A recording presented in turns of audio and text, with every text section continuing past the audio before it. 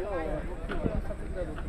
सङ्घीय सरकारको आयोजना यो बुटुल 11 महिना बगैर यता 2 यो चाहिँ नि आयोजना अर्थमन्त्री यस क्षेत्रका सांसद विष्णु पौडेलज्यूबाट यो चाहिँ नि अहिले 2 करोड बजेट व्यवस्थापन भएर यो आयोजना सफल हुँदैछ। अहिले यो 2 दिनभित्रमा पिच सम्पन्न गर्ने गरेर यहाँ साथीहरू लाग्नु भएको छ। पूर्व टोल अध्यक्ष हाम्रो दिलबहादुर राणा, यहाँ अहिलेको वर्तमान हाम्रो सचिव टोल मैनाबगर टोल संस्थाका सचिव हाम्रो दीपक खड्की भाइ लगायत हाम्रो सबै साथीहरू यहाँ युवराजी हाम्रा जनप्रति यसै क्षेत्रमा रहनु यो क्षेत्रलाई भोगलाई हेर्नुभएको छ। विशेष गरेर हामीले यो पार्टीलाई 2 दिनभित्रमा सम्पन्न गर्ने गरेर हामी वार्डको तर्फबाट अनुगमन गरेको छौँ।